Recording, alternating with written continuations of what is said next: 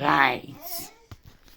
As kutokuda say guys ndamuka ndatorufuza maskati takanyarira takazosvika Marare ndofika kuma 1 am pabhodha ndo patakagara singaiti kusvika bhodha ratovhagwa ena didn't know kuti bhodha rinovhagwa kaini hanzi 8 o'clock vanenge vatovhara saka zvakazopera tatozimside but anyway vanhu vanga vakawandopa bhodha mabhazi anga akazara vanhu vanenge vachitravhera guys so tasvika kuno then pandareceive phone call actually not phone call ndichiri kuMalawi pane this other lady akambobata ndiri kukwatacha akatoda kuigira mapresents paitagwa nawashima size kuti chichipa pane munhu angati anoda kutugira mapresents so akauya ndobva atonditi achiro ndamuZimbabwe kudzoka rini ndikuda kudzokera saka nhasi ndobva atofuma futi achinditeksira akati haufa achiro madi ndobva ndazoti aiwa it's okay chirega tikonditi kwachionana ndopo mapresents guys thank you very much presents are flying from this side to this side this side. I don't even know what my presence much but I'm so excited. I'm happy. Look at my stomach. Look at the look. Mugazike kwasho. Mugazika mevu kwasho man. Hey? Look ndek. Look ndek. You feel me? Corona in the name of Jesus Moroccan next year holiday ndovana nitra ku Maldives. Young ndiri one I don't care. Ndoda kutosevhera holiday birthday rangu ndiri ku Maldives uko ndiri one out so I need to have a nice body bone pakafuna kupfuka zvimashoti zvimabikini chitogwa mapiki I'm going alone to enjoy myself kana washindira ndiri ndega birthday uko ndichizvita muchandiguta saka ndiri kushanda guys kuitira kuti body ibude kwazvo ndichipfeka zvimadress zvimashorts zviwati dumburi yaMwari we onaiwo Mwari wakanaka tinomute dumburo perairo tinomute dumburo rakanaka dumbura topera right. We are here. Na Mevi Lulu. Mevi. Alipano Mevi unotsenga maikira. Guys, makana video. I was looking for something for Mevi. Mbidza nanga sona dzakadzaka so mfita zvakanaka. Kana ndiri kuno Zimbabwe andika kwaza upira mutaunzi ngwa ndomutengera ma presents mujeti. Ndoma ndombochaka sana ndozotsvaka mujeti. So this thing ndakatarira Mevi ndikati anofana kuwana ichichi then padairi kwa kusaluni ndisadhaleti ndikuta mwana wazvanzi yangu ane 7 months chichi tsvaka zvokutenga chiti ndotsvagwa kune kids stuff akatonditi 7 months unofana mutsvaga this ndinda tochibvarira ichi chititi ndochinonzi chipacifier this one so pandakanga ndiri kuMalawi ndakachiona mupepu ndoti I think ndo chinhu chairehwa ichi because kuno kuZimbabwe handizozvi ndochiwana sei Mevi vangu vasingazotochiwana kupi because anotsenga zvikumwe achiisa kumberi saka tikati this is my first time in our family kuside medu muno mumba medu kushandisa this thing wachinjava kusekanzi munamboshandisa pacifier one mukaizivirepi ndo zvaari kuseka Mevi bata ita vatetema ita basta bata good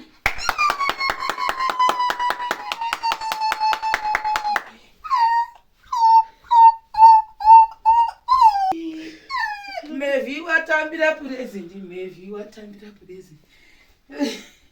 chitipa chivhure sorry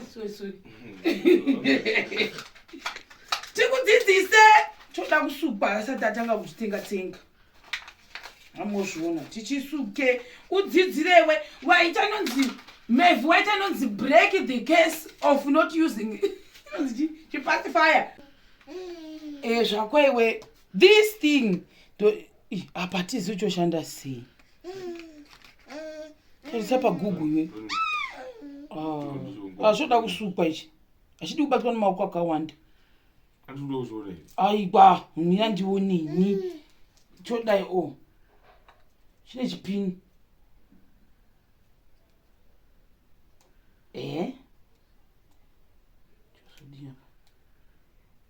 unobva wapinza ichi guys ndizviri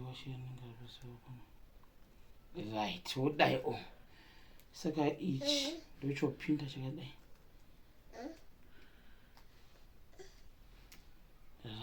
todai pacifier mamanjera pacifier breaking the gas ngatitei happy birthday magorokoto ndio magorokoto magorokoto ayayaya he magorokoto magorokoto tavene pacifier tavene pacifier he magorokoto ndio magorokoto magorokoto he magorokoto he magorokoto he tavana pacifier he tavena choda kusuka tachisuka toyatochisa pahembe wondonyera mukamwa break the case of not using pacifier mevu yato celebrity mevu waita first person kubata pacifier muno medumba muno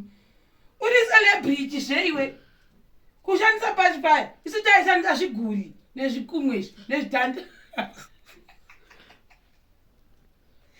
nekushekesheki hedzi zvakwewe makorokotosi makorokotosi makorokotosi mukorokotedzewe wazvimwe no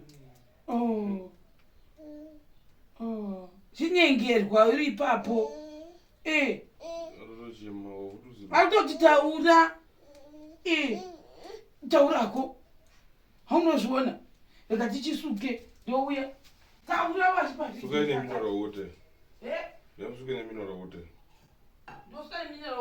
wow isasuka nepasingi mevi celebrity takusuka uyasukira ringi mineral water tikabva neyo kumalawi ngatisuke nefresh mineral water seaweed celebrity mevi unozvionere mevi tikusumeiwo zvepamusoro izi mevi chambokuda kusukirayo pacifier yenyu tsva nyoiona ndemvura itsva yakabva malawi ibatei bhabhatai nezita rajesu aimeni malawi mvura yemalawi ichi chipepa chichiripo icho mevi celebrity mevi watoenda kumalawi nesu handisuki ozodiwa ozochiklepa chimuklepa weiwe sabatokuchiuze naye mwana wacho aiwa kure zvenewe pachasimudza hembe unoisa uku washi uku kutuze nekumusoro uku kana ukudiwe apa yebut now andidagesa moko chirika ndimisini mevi vhura muromo vhura meso tikwise pacifier good yes guys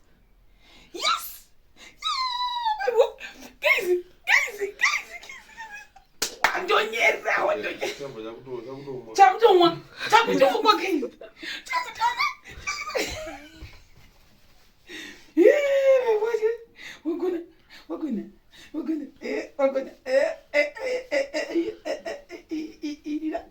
imwa zvakaiwe waona chekumwa manje hauna chisikubuda chino asi kutofarira uchachifarira muzvoni zvezvina kuti chikwishi kumugaka wacho uripi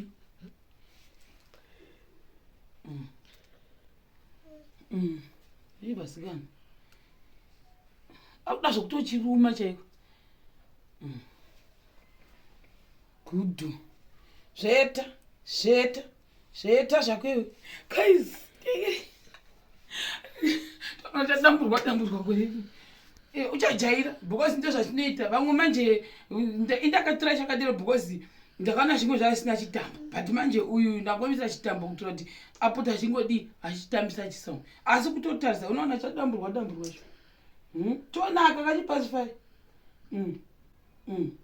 unozviona manje asatochigona mugadzirisi wachi mozotarisa vamwe munorya plastic guys kana aripo unoziva kuti tisingafaniri kuchibatanidza mobva matiudzawo kuti hachigachibviswe vachifarira then vachindone takasiya imwe yogurt atatenga mayogurt matatu zuva yakasara iyi then we've got this iyi ndeyake mevi new one from Malawi nakuti akaikonewa asaina shuga yakawanda ndoyevana think ndizvozvo chonaka kachipasifai awana chekutambisa manje kana ari ega muzvona ndizvozvo babai ngaimbondoona kukomana dhendo kutanga kuti takagadzira maorder evanhu ese chisa 111 guys bear with me ndichagadzira 111 ndichasa list rangu zvikadapedza vanhu vese so ndo zvinhu zvandoda kutanga izvezvo ndogara pasi nzungu chitanga usarudzwa musarudzwa futi dzasina kusarudziwa pakati oshata izvi ndotori pama1 and handisi kuzwa ameno ndoichivata nguva magesi dai akasazondira sai ndoona ndanogara kusaiti ndofunga ndichange ndiri pano ndichishanda ndichiti ndikaenda kusaiti ndoona zvikuitika ndodzoka ndichitanga ndichikondinya nekupa vanhu zvinhu zvavo zvese kusvika zvapera kusvika munhu wese akabhadhara apedzera vekuva vari kuya kutora kupurazi kuya zvimwe ndikutofara because dzimwe nyimo dzatonaka dzimwe nzungu dzatonaka ikoko tichingoitambira kusvika tapedza saka thank you very much for your support. I know kuti vanhu vazhinji vangatosha kuti chero unodzoka rini I'm back ndichitanga futi kuti ndipe vanhu zvinhu zvavo kumabasa ndichindowo zvakare. Thank you very much. Takafara zvakanaka kuMalawi. It was a nice experience even nangu tikasazodzokera it's okay because takanakirwa when we went there because of Washington and anga sagoni kuti afamba ari one kuenda kuMalawi all the way to Malawi kuzodzoka ega. Baba was against that idea akati no you can't go alone, you have to go with someone. Kokaenda kanotsakatika ikoko atizwi kuti wafamba sei kokagwara atizwi kuti zvozofamba sei uye azotokutsvakira papi. That's why takaenda naye ndikazongoti mukuze chiniperekedza zvako ndobva ndikuze because apa pa2 ini na Washington DC afana kuenda but mukudze ndangofila sokuti let him just get that free vacation zvake. I paid for mukudze kusvika kupi kuMalawi nekudzoka zvakare. Saka we had a nice time. Even tikasazodzokera hazvina mhaka but isusu Washington takamuperekedza akadzoka. So vaya vanenge vari kuzhe kwenyika vanenge vachiti ndoda kuonekwa chakati Washington agoni kuzofamba ari one because panofamba panozofamba muri 2 ndomutemo wokumba kwedu pokonzi famba muri 2 agoni kufamba uri 1 chinoitika hauzozivi munhu kana ari 1 hamunozviona. Saka vinhu vakatienda tiri vaviri pakufamba kwedu ndosaka muzomuna akazvi zvangu anombondiperekedza. Saka kana ari kwakewo kana kundiperekedza kuitira mangwani. Saka I think this was all guys for the people who are back in Zimbabwe. I'm so excited. I can feel it. Back to hustling and back to my normal life. Yekuta my distributions of farm products and also going my projects edu ekuvaka. We're going to visit an Sekru Band today and see whatever they are doing to Famba say Koko. Then I think as from tomorrow I have to start distributing all the farm projects to people who are on my list. The first people who paid for their products are the ones who are gonna get everything. Maybe from tomorrow. Thank you very much for your unwavering support. Thank you very much for always standing by me and my family. Thank you, thank you, thank you, thank you. Look at Mavis, she's now a celebrity using a titi, a pacifier in our family. Bye bye.